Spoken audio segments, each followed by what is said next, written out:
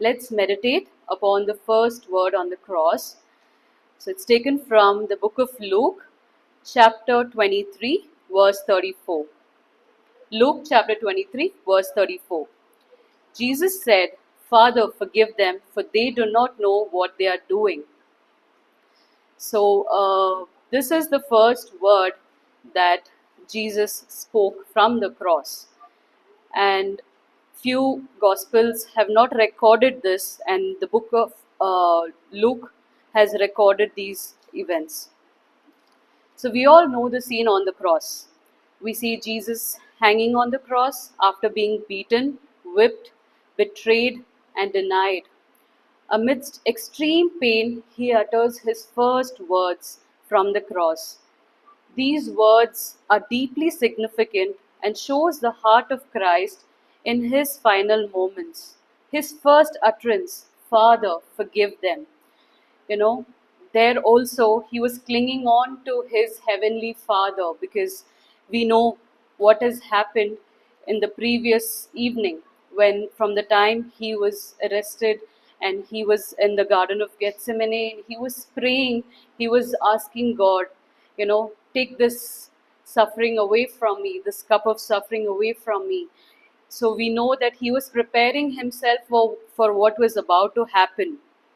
And we don't know if he specifically meant someone, he remembered someone when he was, asking for forgiveness. Not sure if he thought of, his dear disciples, the soldiers, the pilots. It could be anybody, or it could be somebody specific that were really close to him, that meant so much to him. And we don't know, but it definitely also included all of his mankind. Jesus thought of all of us when he said, "Father, forgive them, for they do not know what they're doing." So, as we heard the sermon last evening, you know, Pastor emphasized, that Jesus' soul was agitated. He was so heavy, and we know the occurrence, the entire evening that followed, the trial, his arrest. He was being beaten. He was, being mocked at. They blindfolded him. They said, "Do miracles, show us, prove yourself. Now also we give you a chance. Show us that you are the Messiah." So, time and again, so much of pain, so much he endured. It's even beyond our human understanding to even think that, what would have happened. Humanly, it is not possible. If it was, if it were for any one of us, I'm sure we would have died even just before reaching, the Golgotha, or even before, when so many things are being targeted at us, tormented, and he's been beaten, and he was not fed anything. There's so many things happening, and still in that time, amongst all his pain, his focus was not on himself, but on the needs of others. This shows his heart of love and grace, even towards those who persecuted him. If it wouldn't have been possible for us. That's why I said, like, he was preparing himself, that, God, help me endure this time, help me, give me the strength to pass on, because I know it's not going to be, because he was 100% human at that time, when he was, bearing all the things that he didn't deserve to bear on the cross. So, as we read in Matthew 5, verse 44, "But I say to you, love your enemies, bless those who curse you, do good to those who hate you, and pray for those who spitefully use you and persecute you." So, this is what Jesus did. So, again, I'd like to come back to the words he spoke: "Father, forgive them, for they do not know what they were doing." So, I have underlined, "for they do not know what they were doing." Are we sure that people did not know what they were doing to him? There were people who witnessed his miracles. There were people who were healed. There were people who rised up from the dead. And most importantly, his, dearest disciples, who followed him everywhere he went. And then they experienced everything, firsthand. They've seen everything. And yet they were all silent. They were quiet. It's not like they didn't know what they were doing. Maybe one set of people did not know, like the pilot, the soldiers. It was just they were carrying out their duty. So even in that time, I was just thinking, like, even for even if he was a normal human being, we all know now that he was the Messiah, and he came as foretold. He had to endure all of this. But even if he was just an ordinary human, would they have done so much to him as what they did to Jesus? Would they have pierced him? Would they would have whipped him? Would they would have, hit him, like, spat at him? They would not have done this. Even for a normal soldier, he did not believe that Jesus was the Messiah then. But what was he doing? Even if that person was a normal human being, was it right for that soldier to mock at him? Was it right for that soldier to beat him up? Absolutely not. But still, Jesus, there also, what Jesus did, he acknowledged those who were crucifying him. He said they were ignorant. You know, they did not realize the implications of their actions, particularly their lack of understanding that they were crucifying the Son of Christ. So here also, when he's telling, Lord the Father, he's telling, they did not know what they were doing. So just let go, Father. Just forgive them. There also he was trying to mediate for us. How beautiful, how blessed we should feel that even though he knew, whatever has happened, and he knew that there were half people who knew that he was the Messiah who came to save everyone, but still there at that point he pleaded unto God, saying, he was again trying to ask God, please let forgive them, because they don't know what they're doing. So when pastor came to me and asked me to share the word, and he had given me actually the third word. So I told him that I've already, spoken on that 2 years back, and then this happened to come to me. And I think I've told most of you all, I've asked you all, please pray for me, because I was a bit nervous, and I was a little, shaken, because this word has been very impactful for me in my personal life. So when he told me the word, and I said, okay, I just smiled. I went home, I prayed about it, and I read it, like, and then what stuck to me? Father, forgive them, for they do not know what they are doing. But for me, I was like, God, but what if they knew what they were doing? And how do I forgive people who hurt me deliberately? How do we forgive people who, do things intentionally? They know that, this person is going to be hurt, this person is going to be ripped apart, but still they do things to you. So in this case, as a normal human being, as who doesn't have so much of an understanding, how, Lord, how do we take our hurt unto you, and how do we seek forgiveness and forget all that this person has done to us? So I was like, asking God again and again, how do I forgive people when I know that they have done it purposely? How do I, stand here and speak? Because I have personally gone through, we as a family have gone through a lot of things in the past, and, and it has not been easy. It's been a journey towards forgiveness. I would definitely not say, oh yes, it was very easy for me to forgive and move on. Definitely not. But it did take some time. So I think this way, maybe God led pastor to give me this, so it helped me also to learn more about forgiveness, and to be able to share a bit about, you know why to forgive and how to forgive. So today I'd just like to emphasize, what does the Bible say, why should we forgive, and how can we forgive?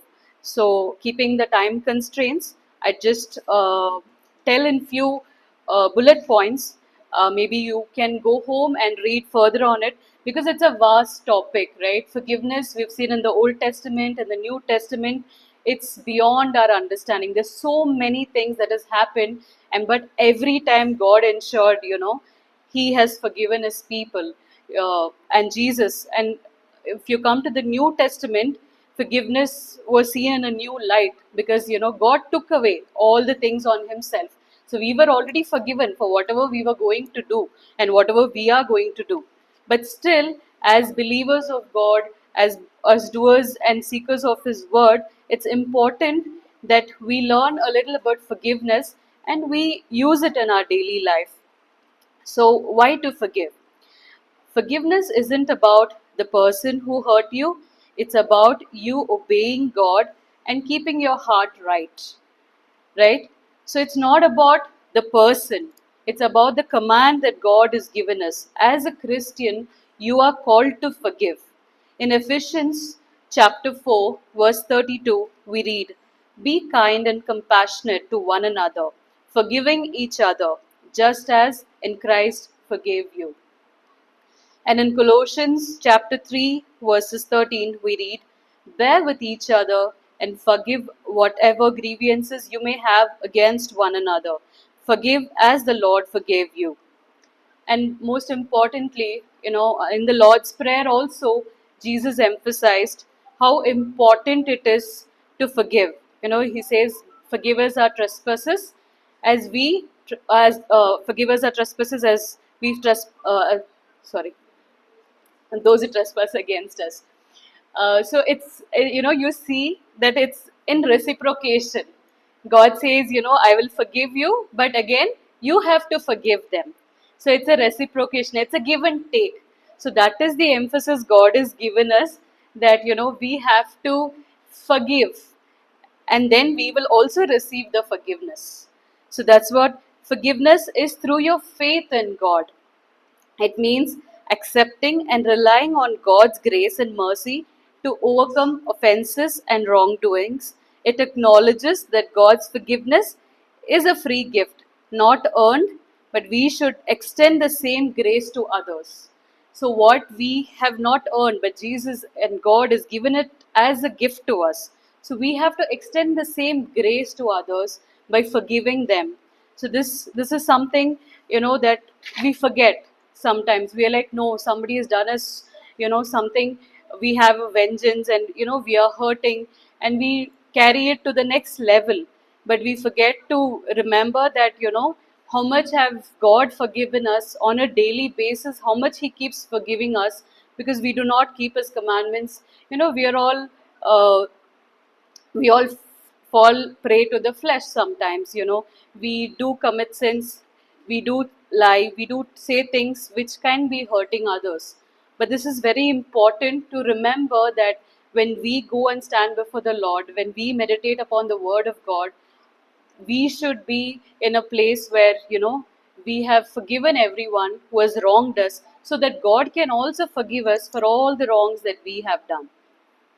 And one more interesting thing I saw was Jesus.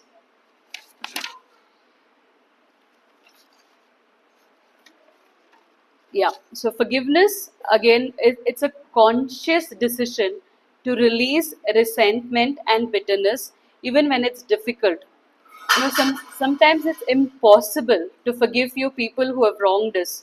You know, but by forgiving others and accepting God's forgiveness, we can have a positive impact on our mental, emotional, and spiritual well-being.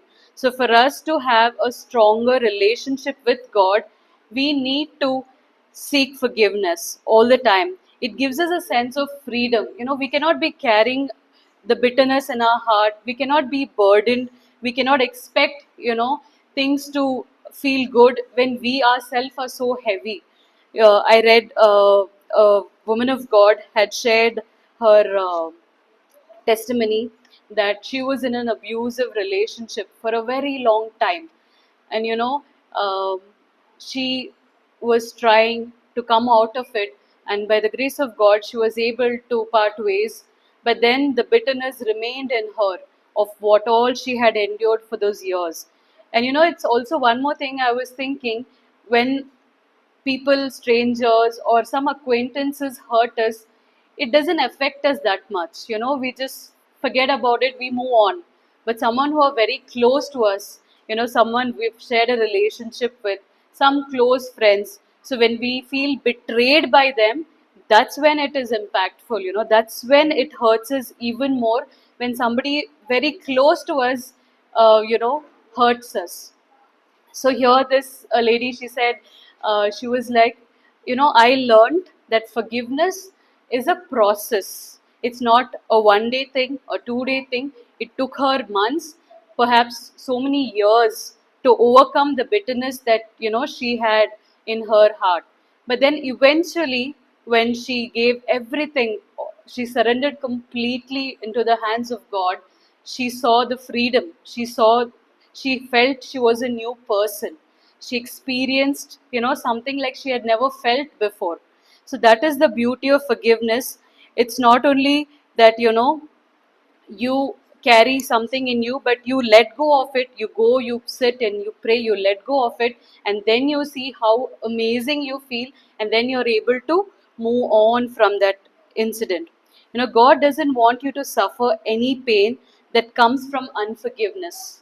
It's so beautifully, I read that, he definitely doesn't want us to go through all this agony and pain, because he knows what it means, right? He knows how it means when we feel betrayed, cheated. So he definitely, hears us out when we go and call upon him and we cry unto him. He definitely hears us out. So I would like to say that, okay, so we know that why we should forgive, right? We should forgive because it's a commandment. It releases us of our pains. It helps us establish a closer bond, spiritual bond with our Father, and all these things. And how do we forgive? It's always easy to learn, but how do we actually do it? We read, we can understand, but how do we put it in the process? So I feel how to forgive is first is by praying. Psalm 62 verse 8 reads, "Trust in him at all times. Pour out your hearts to him, for our God is our refuge." So he is our refuge. So in uncertain times, in difficult situations, when you feel the roadblock, when you feel like, no, I cannot go beyond this episode and this is hurting me and I'm not able to overcome the situation, God is there. Pray unto him. Go and in your quiet time, kneel down and cry unto him. Open your hearts and say, God, this is difficult for me. You did it, but help me also to do it. Help me also to, experience the freedom of forgiveness. Ask the Holy Spirit to give you the grace of healing your scars. It's not easy to walk just in one direction, just by praying, and then you say, okay, I've submitted everything into God's hand. God will take care of it. But we should also be able to hear the voice of God when he's trying to sort out our concerns, when he's trying to help us out to get out of our difficult situations. And that is where the Holy Spirit role comes. We have to heed to the Spirit's voice. We have to sit and we have to pray, and we have to ask the Holy Spirit to help us learn and understand what God is trying to show us and teach us. Another interesting thing I came across was, reflect on times when others have forgiven you. Is it possible that, we're all humans? We have hurt our friends. We have maybe betrayed someone close to us. We have not, kept up to the promises maybe we made to them. There have been issues, but they have forgiven us, right? There have been situations that we have wronged somebody, maybe unintentionally, not intentionally, but unintentionally, we could have done something to someone, and we wouldn't have repented, or we don't know that we hurt them. And they might be hurting somewhere. They might be, sitting somewhere and crying, saying, okay, she was so harsh to me. She hurt me. How could she do this to me? How could she speak this about me? Things happen. It's, every single day of our life we face these things. So that is one way where we reflect on times when others have forgiven us.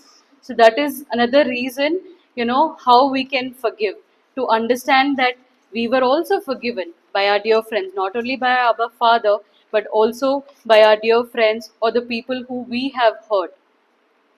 And Jesus was very close to his Father, right?